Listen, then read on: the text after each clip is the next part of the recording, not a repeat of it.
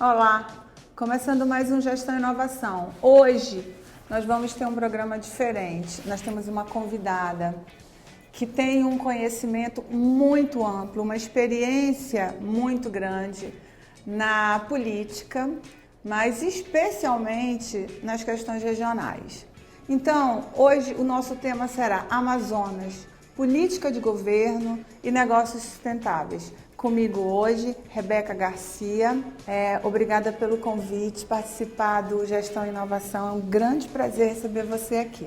Obrigado, Ângela. Eu queria cumprimentar o seu público, os seus telespectadores e agradecer. Eu que tenho a agradecer pelo convite. A gente que está aqui nessa empreitada há algum tempo, Rebeca, é recorrente a gente falar sobre as questões regionais. Afinal de contas, o AmazonSat é um canal que é o canal da Amazônia, né? É um canal assistido por toda a região. E nesse sentido, nós fizemos um esforço muito grande de trazer temas associados às nossas questões, ao empreendedorismo local, aos desafios da Amazônia, o ecoturismo. Todos esses já foram programas aqui que nós abordamos, que nós discutimos, sempre olhando para o futuro. Mas trazê-la aqui diz respeito à responsabilidade de alguém, né, que já esteve à frente de uma experiência política importante, com resultados, participando de comissões, com uma interlocução importante em Brasília. E a gente sempre fala assim, o que é necessário realizar, o que é necessário antes disso, refletir para que a gente de fato dispare mundialmente como um polo, além de um polo industrial com os resultados já aqui instalados, mas como um polo de desenvolvimento regional diferenciado e atento às nossas vocações.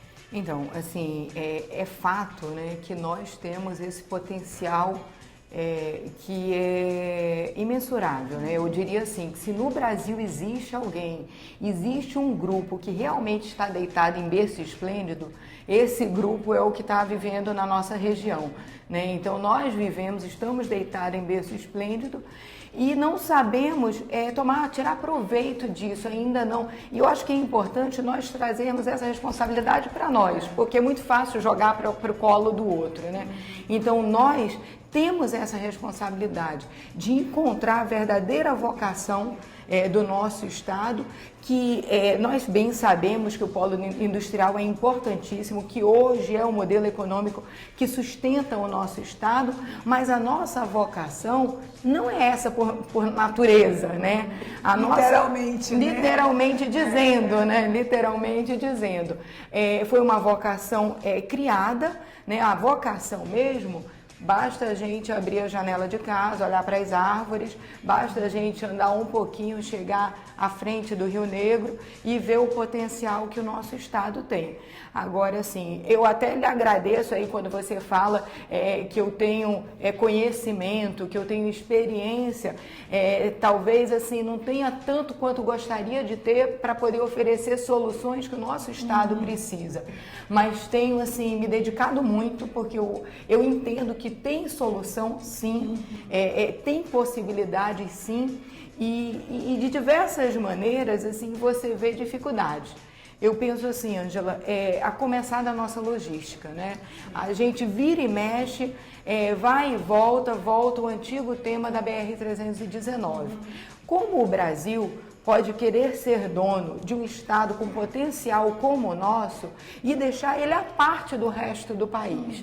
Então, você criar condições de logística para que o nosso estado se integre ao Brasil e ao resto do mundo é fundamental. É fundamental. É um pré-requisito, né?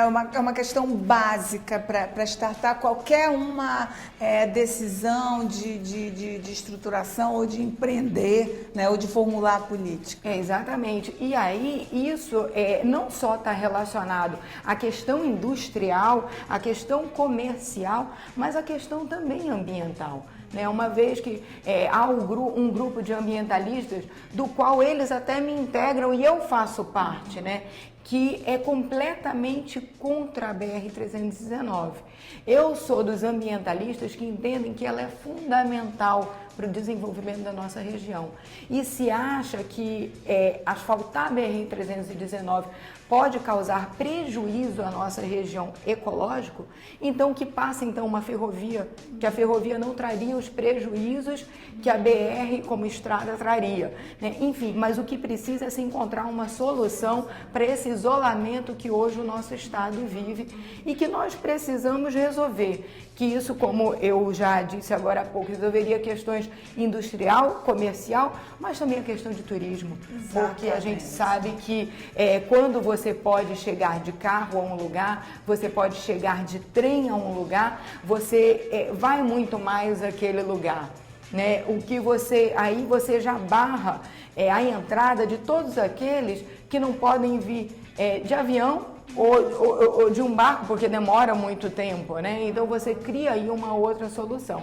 Agora, a nossa região tem um potencial fantástico turístico, que assim é incompreensível como se não há uma política pública direcionada de maneira forte à questão turística, que está aí encadeada ou organizada na mesma maneira com a questão da nossa gastronomia, do nosso artesanato, que é um diferencial da nossa região, que é único da nossa região e que nós muitas vezes não sabemos explorar, e que isso pode gerar emprego, gerar renda, trazer recursos para o nosso estado e fazer um novo modelo econômico, não nos deixando mais aí apenas dependente da questão industrial. Da questão industrial, é verdade.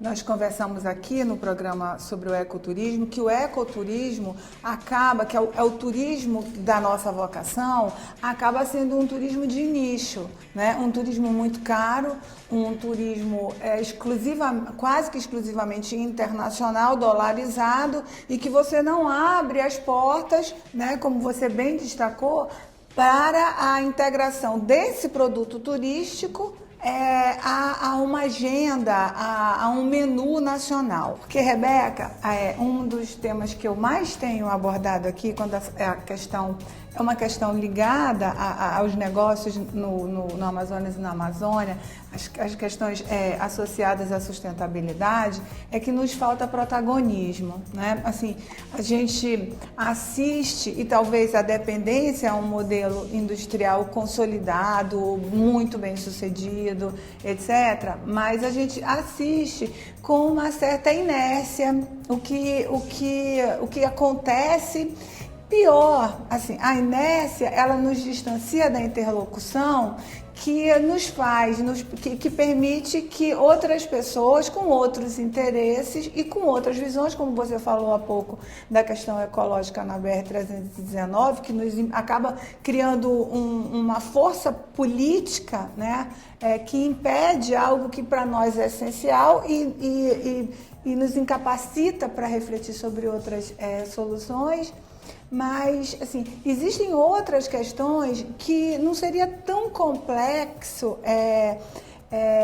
despertar o interesse para empreender e, de fato, gerar as cadeias importantes. Você é economista, tem essa formação, criar essas possibilidades de geração de renda e de consolidação de novos negócios, além do turismo. Quer ver uma coisa que me chama a atenção? Esses grupos americanos que estão sempre vindo para a pesca esportiva, né? Talvez um amazonense ele não conheça e também não tenha participado do desenvolvimento desse produto, porque essas decisões elas estão deslocadas para outros locais. Isso me preocupa, me assusta um pouco, quando a gente tem aqui, né, tem a academia, tem os políticos, tem a comunidade que deve se responsabilizar por isso, né? Então, assim, protagonismo, você concorda que é uma palavra-chave para a gente empreender e buscar essas soluções? Protagonismo, é vontade de tomar a decisão de que pode dar certo.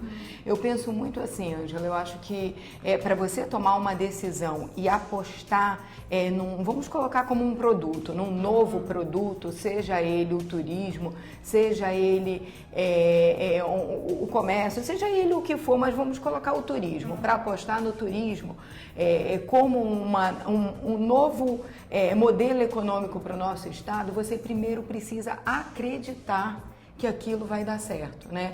E o que a gente está precisando são de pessoas que acreditem que o nosso estado tem tudo para dar certo, porque tem tudo para dar certo. Eu recentemente conheço uma pessoa que esteve num hotel de selva e ele me relatou a seguinte coisa, falou o seguinte: foi exatamente igual a experiência que eu tive no Camboja. E a gente sabe que o Camboja hoje, para quem gosta desse turismo diferente, né, ligado à natureza... Exótico. Exótico, exatamente. É um lugar que tem sido muito procurado, né? Mas a experiência foi absolutamente igual. Agora, o que a gente percebe? É que nós que estamos aqui não percebemos o quanto que tem de potencial a nossa região. Alguns anos atrás eu estava em Brasília e eu recebi um relatório do Amazonas Tour. E nesse relatório eu trazia uma coisa assim muito significativa, né?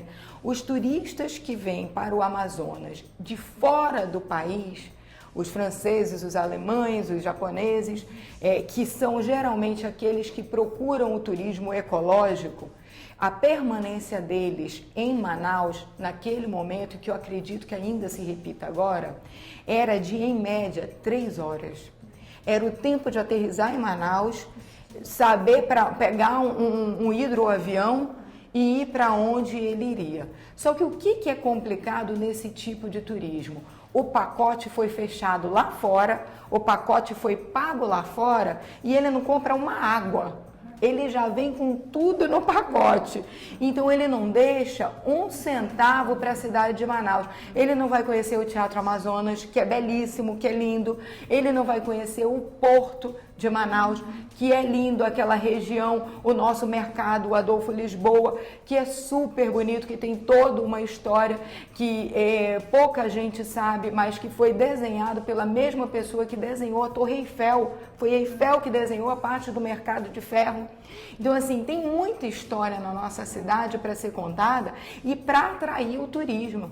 Agora, uma história precisa ser contada e nós não estamos contando a nossa história. É isso que está faltando, alguém que conte a nossa história e que mostre que aqui tem coisa para se aprender, tem coisa para se conhecer e que vale a pena vir ao Amazonas. O turismo ecológico é um turismo de experiência, né? E o turismo em geral, né, sem nenhuma nomenclatura, também é uma expectativa de sonho, de memória afetiva, né? De você guardar isso afetivamente. Quando você fala que a gente está deixando de contar a nossa história, uma vez nós conversamos sobre isso, na hora em que você não conta essa história para ninguém, por exemplo, de um prato ligado à nossa infância, de um tipo de gastronomia associada à nossa infância, você está rompendo, você está provocando de fato uma ruptura nesse registro absolutamente necessário, histórico, né? Mas descrito, para que a gente, no mínimo e principalmente, se orgulhe disso. Exato. Não é? Porque essa tarefa não é uma tarefa que a gente tem que deixar só com o governo ou só imaginando que as soluções elas são exclusivas de um segmento, né? Eu acho que, na verdade, a gente tem um mix, deseja um mix bem virtuoso de participações que incluem a sua, a minha, né? A nossa, cada uma na sua esfera, mas criando oportunidade dessas coisas acontecerem. Eu vou te fazer uma pergunta assim, bem geral, e que eu acho que você vai ter a oportunidade de responder. Talvez seja uma pergunta complicada, mas assim, para você, não será pela tua vivência, assim, desafios postos, o que fazer e experiências que a gente pode fazer benchmark, né? Então, assim, Ângela, o que eu penso? Você usou muito durante todo o programa a palavra inércia, né? Então, em primeiro lugar, sair da inércia. Seja o poder público ou privado, mas nós precisamos sair da inércia. E outra coisa que eu acho fundamental, isso é na política, por conta da experiência eu falo, é no setor privado, porque estou agora, é preciso ousadia. Nós não podemos ter medo de errar. O medo de errar não nos faz sair do lugar.